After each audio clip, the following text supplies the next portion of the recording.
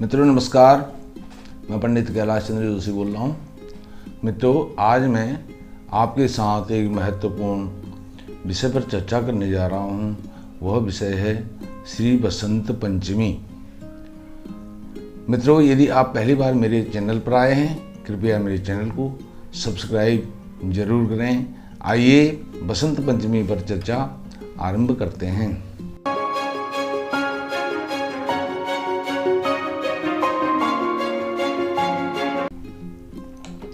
मित्रों, बसंत पंचमी माघ शुक्ल पक्ष की पंचमी तिथि को मनाई जाती है। हर वर्ष यही इसका समय होता है और यह तिथि पक्ष के अनुसार होती है जब तिथियां, तो इस कारण से बसंत पंचमी 18 जनवरी से लेकर के 17-18 फरवरी तक आती है।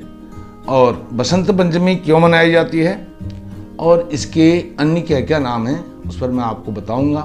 बसंत पंचमी, एक नाम तो श्री बसंत पंचमी है, दूसरा नाम इसका श्री पंचमी है और एक नाम इसका और है, उस नाम को कहते हैं सरस्वती पूजन दिवस, क्योंकि यह सरस्वती पूजा से इसका मतलब है। इसलिए इस दिन विद्या माता इसको भी कहा गया है और विद्या अध्ययन इस दिन से आरंभ किया जाता है। और सरस्वती का प्रादुर्भाव इस चराचर जगत में कैसे हुआ, पौराणिक कथा में आता है। श्री भगवान श्री कृष्ण के कंठ से सरस्वती उत्पन्न हुई। उनके अनेक अंगों से अनेक देवियां, नाना प्रकार की देवियां उत्पन्न हुई, लेकिन कंठ से सरस्वती उत्पन्न हुई। कंठ से सरस्वती उत्पन्न होने के कारण इनका नाम सरस्वती पड़ा। अब बसंत पंचमी जो है, जो बसंत ऋतु है, इसके आगमन का भी एक सूचक है। बसंत पंचमी से बसंत ऋतु आरंभ होने का एक संकेत है। भगवान श्री कृष्ण ने बसंत ऋतु के विषय में स्वयं श्रीमद् भगवद गीता में कहा है, ऋतु नाम कुसुमाकर, ऋतु में मैं बसंत हूँ, बसंत ऋतु हूँ। इस प्रकार से अब जो काल पुरुष का जन्मांग है उसके अनुसार बसंत पंचमी, पंचमी जो 5वीं तिथि है, यह काल पुरुष जन्मांग के अनुसार पंचम भाव में पंचम होती है। और पंचम भाव जो होता है विद्या बुद्धि वाणी का भाव होता है, कला का भाव होता है। इस प्रकार से जब ब्रह्मा जी ने सृष्टि का निर्माण किया, रचना करी, उसके बाद उन्होंने देखा संसार मूक हो गया है, उस पर संसार में वाणी नहीं है, वाणी का अभाव है, मूकता है। तो यह मूकता दूर करने के लिए उन्होंने अपने कमंडल से जल लिया और वह जल छिड़क दिया और वो जल के कण पेड़ पौधों के पत्तों पर जब पड़े, घास पर पड़े, तो वह एक प्रकार से उनमें जो मूकता थी वह दूर हो गई और एक देवी उत्पन्न हुई। वह देवी दोनों हाथों से वीणा बजा रही थी और उनके अन्य जो 2 हाथ थे उनमें क्रमशः एक हाथ में पुस्तक थी और दूसरे हाथ में माला थी। इस प्रकार जब वह देवी उत्पन्न हुई, ब्रह्मा जी ने उन सरस्वती देवी से कहा कि आप वीणा बजा करके इस संसार की जो मूकता है, वाणी का अभाव है संसार में, इस मूकता को आप दूर करिए। इस प्रकार से देवी सरस्वती जी ने वीणा बजाकर संसार की मूकता, जो वाणी का अभाव था, उसको दूर किया।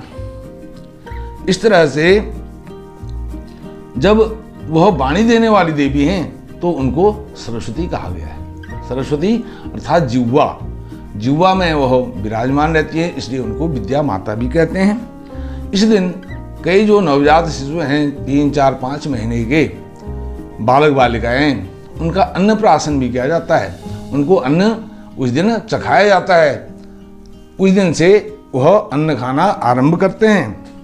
यह भी एक मान्यता है, क्योंकि जो श्री बसंत पंचमी है, यह अपने आप में एक स्वयं सिद्ध तिथि है। इस दिन कोई भी कार्य किया जाता है वह सफलता को प्राप्त होता है, वह कार्य पूर्णता को प्राप्त होता है। इस प्रकार से श्री बसंत पंचमी, जैसे कि मैंने पहले बताया, यह बसंत ऋतु के आगमन का संकेत होता है। यहाँ से बसंत ऋतु आरंभ होती है ऐसा माना जाता है।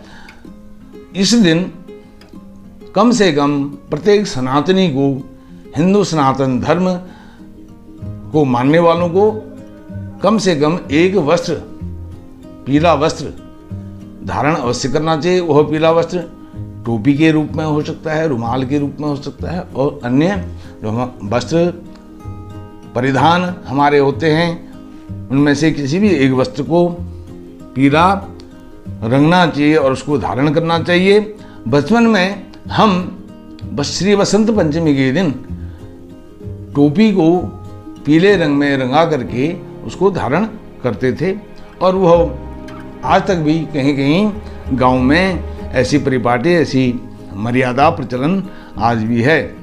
और जो इस दिन बालक और बालिकाएं होती हैं जो विद्यारंभ करना चाहती हैं, उनका इस दिन से विद्यारंभ किया जाता है, और उनके जीव में अष्टगंध से उन बालक और बालिकाओं के जीव में, जो जिनका विद्यारंभ इस दिन से हो रहा है श्री बसंत पंचमी के दिन, तो उनकी जीव में अष्टगंध से, सोने की या चांदी की शलाका से या ताम्र की शलाका से ओम जो शब्द है वह लिखा जाता है या स्वास्तिक बनाया जाता है, और फिर उनका विद्याध्ययन आरंभ किया जाता है।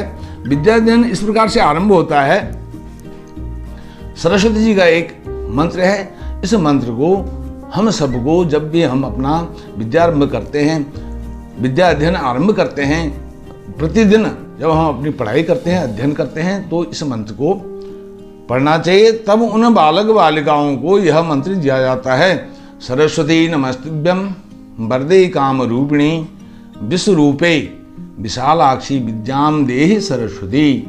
विश्वरूपे है, रूपी नहीं है, कई लोग रूपी कहते हैं, विश्वरूपे विशालाक्षी विद्याम देहि सरस्वती। इस प्रकार से यह उनको मंत्र, यह पौराणिक मंत्र है, यह दिया जाता है। इस मंत्र को हर किसी बालक बालिका को याद रखना चाहिए और अपनी पढ़ाई आरंभ करने से पहले इसको अवश्य ही एक बार पढ़ना चाहिए। और सरस्वती जी का एक बीज मंत्र है, ओम ऐं सरस्वते ऐं नमः। ओम ऐं सरस्वते ऐं नमः। इस मंत्र का अधिकाधिक जितना जप करें, जो विद्यार्थी हैं, छात्र हैं, अध्ययन करने वाले हैं, उनको बहुत अधिक इसका लाभ होता है। मित्रों, आपने मुझे बसंत पंचमी के अवसर पर सुना, इसके विषय में सुना, और इसमें एक महत्वपूर्ण बात मैं आपको और बताता हूं। इस दिन से ब्रजमंडल में, मथुरा में, गोकुल में होलियां आरंभ हो जाती हैं, और अन्य जगहों पर, उत्तर भारत में अन्य जगहों पर इस दिन से बैठ होली आरंभ होती है। हमारे गांव में भी बैठ होली आरंभ होती है श्री बसंत पंचमी से, और फिर बाद में खड़ी होली आरंभ होती है। इस प्रकार मित्रों, आपने मुझे बसंत पंचमी के विषय पर सुना, और आपको मेरी यह वीडियो अच्छी लगी तो आप मेरी वीडियो को लाइक करें, शेयर करें। आपका बहुत बहुत धन्यवाद।